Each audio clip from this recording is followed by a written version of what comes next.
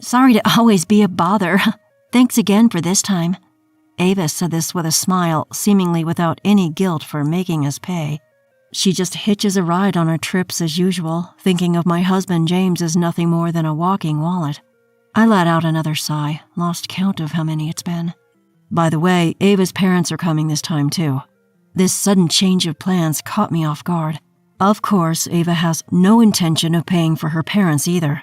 James, too, won't say a word about paying in front of Ava, just pretending to be generous. I knew he'd come back to me later, demanding, "You pay half." Surprised by this unexpected news, I secretly smirked, seeing it as a chance for revenge. Watching James get all excited, I chuckled to myself. Yeah, sure, it's fine. After all, this is the last time. Last time? I nodded with a big smile. The two of them looked surprised for a moment, but then burst into laughter, thinking it was just a joke. They seemed to think my words were just a joke, laughing it off and resuming their conversation. Watching the two of them get carried away, I didn't bother to respond. I was biding my time, caressing the tool I had hidden in my bag, eagerly awaiting the moment for my revenge. I'm Camilla, turning 63 this year. My husband and I, we've always loved traveling. We used to arrange trips several times a year around our work. Even after having kids and retiring, this didn't change. I thought we'd continue enjoying our hobby, but then things changed when Ava, the wife of our eldest son William, came into our lives. After William got married, Ava started visiting us often. William, busy with work, was relieved to know Ava was at her parents' home, so I didn't say anything. We were happy, a woman Ava's age, almost like a daughter to us, coming to visit.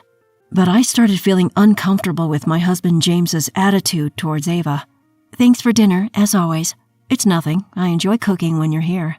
"That's right. Cooking's about the only hobby Camilla has. She's really happy when you visit." James sometimes put me down when talking with Ava. Comparing me and Ava with a mother-daughter age gap, he'd say things like, "Ava has such beautiful skin," or "Camilla should learn from Ava's high sense of beauty." Sure, Ava always comes over looking nice with her hair and dress, but being compared to someone a generation apart is troubling for both me and Ava. I'd reprimand James when he got carried away with his drinks, saying all these nice things. "Hey, can you stop? You're making Ava uncomfortable." "What's wrong? Can't I say the truth? Are you jealous of Ava's beauty?" "Of course not. What are you talking about?" "Then don't complain. Ava, sorry about this. Camilla, unlike you, is getting on in years and tends to get angry easily." James said this with a laugh, unrepentant as ever, and I sighed. Maybe because we never had a daughter, James was overjoyed when our son brought home someone as charming as Ava. But lately, James' behavior seems too much. He's not just mocking me, he pays excessive attention to Ava. I thought it was a joke at first, but I can't forget what James blurted out in his excitement. "James, you're always so kind to me. I'm really grateful." "Right? I bet I'm a better man than William, huh?" "What are you saying?" "William has always been soft. I can protect Ava." James was practically telling Ava that he's a better man than William. The fact that James would say such things to Ava, his son's wife, filled me with disgust. "By the way, you two travel a lot, right? William told me." "Yes, it's been our hobby for years." "Lucky. William's too busy with work to travel anymore." Ava said this with a slight sadness in her smile, looking at James. I could easily guess James's next words, feeling a chill at Ava's anticipatory expression. "Well, how about you join us on our next trip?" "Really? I feel bad, though." James's face lit up, happily inviting Ava. James seemed to have no intention of considering my opinion from the start. Ava, saying, "I feel bad," showed no signs of reluctance. She looked at me with her hands on her cheeks. "But I don't have money to spare." "Don't worry. We invited you. We'll pay, right?" "Well..." James eagerly sought my agreement, and Ava, hugging James in triumph, thanked him cheerfully. Her triumphant look might have been my imagination, but she definitely squinted at me with a sly smile. "We're planning to leave next month, so get ready." "Okay, I understand. Thank you." I could only watch the two of them excitedly ignoring me with a cold gaze. "What about the hotel? We haven't booked for Ava." "We'll just have to do it now. Take care of it, will you?" "Why should I handle it when you happily invited her?" "Camilla, why are you so cold when Ava's willing to come?" After Ava left, I told James we only booked for two. He responded as if I was being unreasonable. He insisted I be nice to Ava but wouldn't make hotel reservations or buy theater tickets himself. He even hesitated to cover the costs he boasted about. His attitude frustrated me, especially when he joked, "Ava can even sleep in my room if necessary." This discomfort continued throughout the trip. James spent the entire trip pleasing Ava. If Ava said, "I'm not interested in the theater," he'd waste our carefully prepared tickets and change plans. He wooed her without reproach, leaving me disheartened. "Hey, Ava, I hate to say it, but it's troubling when our plans get disrupted. I'm sorry. I got carried away because James is so kind." "It's okay. I'm happier when you rely on me." No matter what I said, Ava would look at James and he'd end up scolding me instead. Ava knew James was on her side, often making provocative statements, and James would always retort, "What's wrong with doting on my son's wife?" "I'm sorry, I'm always having fun at your expense. I'm just a nuisance, aren't I?" "Not at all. I'm really enjoying myself with you here. Camilla's the one who's always complaining, more of a nuisance." "Are you serious?" Emboldened, Ava started timing her visits to our home, joining our trips as if it were a given. Perhaps James had been inviting her in advance for these trips, yet he never told me. Despite this, I was mostly left to handle the travel expenses caused by Ava.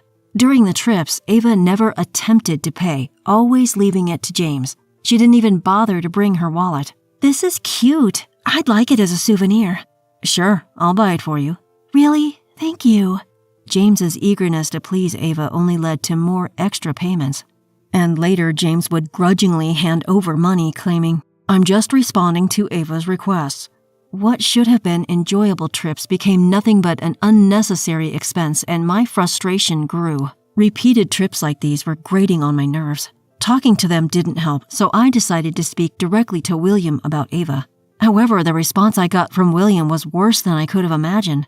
"Hey, William, Ava's always tagging along on our trips. Can something be done about it?" "Well, I heard Dad happily invites her. They make decisions without consulting me, and she doesn't pay." "Wait, what? That's odd. I heard she pays her own way." It seems William had been misled by Ava. He believed Ava was paying her own way on trips because James forcefully invited her. Of course, I hadn't received a dime from Ava, and knowing James, he wouldn't have taken money from her either. Yet William seemed to think I was making up stories to harass Ava. "That's not a joke. If you think that, she doesn't need to come anymore. Ava's trying to get along with you and Dad. There's no need to talk like that. How can I get along with someone who makes up lies and plays the victim?" I tried explaining the truth to William, but I had no proof that Ava wasn't paying for the trips. William seemed torn about who to believe. Later, he talked to Ava again, who insisted, "I've been paying my share." In fact, she tearfully told William, "Camilla's falsely accusing me of not paying even though I do. She hates me." Moved by her tears, William seemed to side with Ava, sighing over the phone. Frustrated with William's doubts, I felt at a loss. Ava never even opens her wallet when she comes on trips. She says she has no disposable income since she's not working, but she says she's paying. If that's true, then she's using your earnings for the trips, right? If you really believe she's paying, calculate exactly how much she's contributed. In a situation with no allies, I rebuked William harshly. I was at my limit with Ava's manipulative behavior and James's complacency in paying for her. I decided to take revenge, gathering information to convince William. On the next trip, Ava joined us in her usual manner. Her small, high-brand bag seemed to hold only her mobile phone, certainly no wallet. "Sorry to be a bother. Thanks again for this time." Ava said this with a smile, seemingly guilt-free about making us pay. She casually got into the passenger seat of James's car and gave him a friendly smile. Watching Ava, James smiled back. Seeing them, I sighed again. Normally, I would have just endured it for my own peace, but not this time. Clearing my throat in the back seat, I glared at the two, planning to plunge them into hell. "James, about today's trip. How about here? I've always wanted to go." "Sure, I'll take you wherever you want." "I'm so happy. Thank you." Ava, who hadn't brought a penny, seemed well prepared with places she wanted to go, showing James on her mobile phone, completely disregarding the original plan. Ignoring the usual, I checked my preparations for the revenge. Then James, as if remembering, turned and dropped a bombshell. Right, Ava's parents are coming too. What? I told my parents about our trips, and they got jealous. So I thought, why not invite Ava's parents too? I'll pay for everything so Ava doesn't have to worry. James conveyed this with a smile to Ava, glancing at me with a side eye. Shocked by this sudden change of plans, I was taken aback. Naturally, Ava wouldn't intend to pay for her parents, and James wouldn't dare suggest it in front of her, acting all generous. I was sure that once we got back, James would again tell me, "You pay half." Stunned and irritated by this unexpected news, I smirked, sensing my chance for revenge. Well, that's convenient. Smiling, I said that, and James looked at me with a nasty grin. Right. He resumed, driving in high spirits, even starting to hum. Maybe he misunderstood that his wife's approving meant he could impress Ava's parents. Or perhaps he thought I'd generously pay, having agreed so easily. Watching his buoyant demeanor, I chuckled to myself. Thank you, Camilla. It's okay, this is the last time. The last time? I nodded with a full smile. The two looked surprised at me for a moment, but soon laughed, thinking it was just a joke. They didn't take my words seriously. Ava is our dear son's wife, after all. We'll keep traveling together, right? Of course. So I'm counting on you in the future, Camilla. I kept smiling but didn't respond to the two of them, getting carried away. Knowing the unexpected events James hadn't told me about, it was all bearable thinking these two would soon see hell. In the evening, we arrived at the hotel and met Ava's parents. Then we were shown to our rooms. As usual, Ava and James said they would rest in their respective rooms. Of course, they were in separate rooms, but I knew exactly what they were up to when they said this. So I intentionally told them, I think I'll have a drink with Ava's parents. Sounds good. Have fun. I deliberately left them alone, and as they said, have fun, Ava waved at me with a smile. Her attitude seemed to imply that it was more convenient for me not to be there, which confirmed my suspicions. Anticipating the need to leave evidence, I approached Ava's parents. May I show you something? They looked puzzled, so I quietly turned on my mobile phone and showed them a video. Nice room. Your room looks great too. Really? Then you can come to my room. What I started showing them was a video from a camera I had just set up in the room. It was in the room where James and I were staying, and Ava appeared as if it was natural. Ava's parents watched, puzzled by their familiar behavior. I always arrange the hotel and trips for you. We could even travel just the two of us, without Camilla. That's too bad for Camilla. But Camilla's really angry that I don't pay. Don't worry about it, Ava. I'll talk sternly to Camilla. The screen continuously showed Ava flirting with James and him being visibly pleased by it. Their interaction, which didn't seem fitting for a conversation between a father-in-law and a daughter-in-law, grew more animated and seemed to mock me. Seeing her own daughter speak with such terrible insults about me, Penelope, Ava's mom, looked at me with a pale face. What in the world? What is Ava doing? This video is from a camera in my and my husband's room. It seems Ava is talking with my husband right now. This trip was supposed to be Ava expressing her gratitude to us. Oh, was it? I only learned today that you and your husband were coming. They seem to have decided everything on their own. I candidly told them everything about the past trips. I mentioned that Ava had not contributed any money, James's attitude, and how they both disregarded me. As I explained, Ava and James, captured on camera, seemed to be confessing. Their expressions changed rapidly, turning red and then pale as they watched the video. Throughout, I silently recorded James' inappropriate words, which didn't seem fitting for a conversation with his son's wife. Our daughter, I don't know how to apologize. I appreciate your understanding. I plan to cut ties with James and Ava after this. Feeling it was cruel to torment them further, I decided it was time to reveal the truth and headed to the room. Opening the door, James exclaimed, "Camilla, what's with the sudden entrance? What, is it a problem if I return to my own room?" "I didn't say that, but don't just open the door like that, it's startling." "Oh, sorry, I thought you had something to hide and were startled." Saying this, I replayed the video in front of them. Noticing Ava's parents behind me, their behavior became suspicious. "Did you want to travel alone? Were my presence and Ava's parents a bother?" "Well, Ava's parents told me if you invite them on a trip to express gratitude, shouldn't you pay yourself?" "What? No, that's not it. James said he'd pay for me."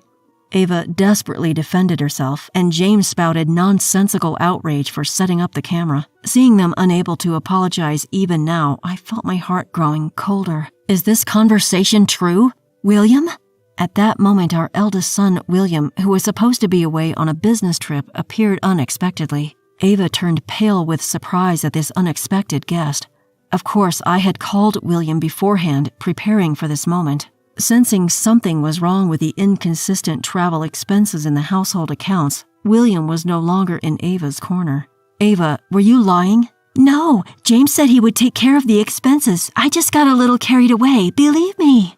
Oh, really? James, you made me pay all this time saying Ava didn't have any money. I played another video on my mobile phone at full volume.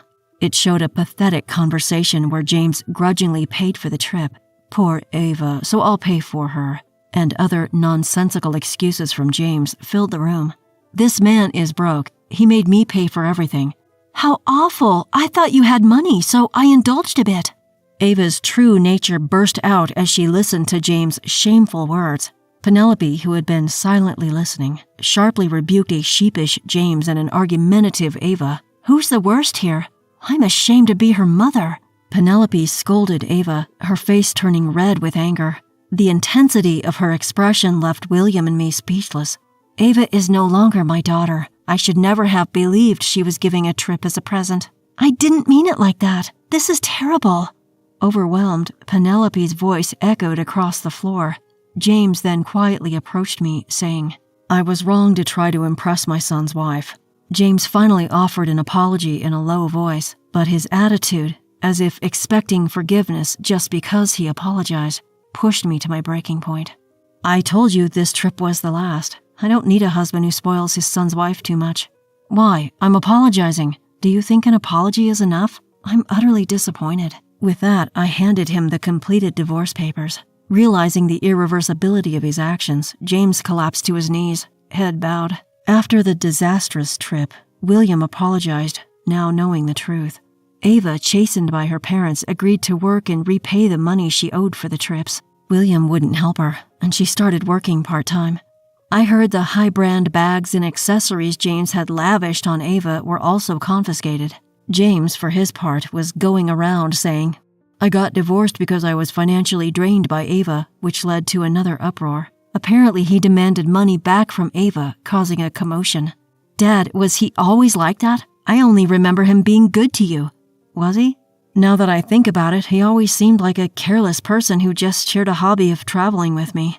I listened to William's complaints about James, disillusioned by his lack of fatherly dignity, but to me, it was a story that only confirmed that divorcing was the right decision. James, having nearly drained our savings by excessively indulging Ava, and I finally divorced. I'm now living comfortably alone, having kicked him out. Free from the restraint I had endured till now, I'm planning travels to places I want to visit without anyone's interference.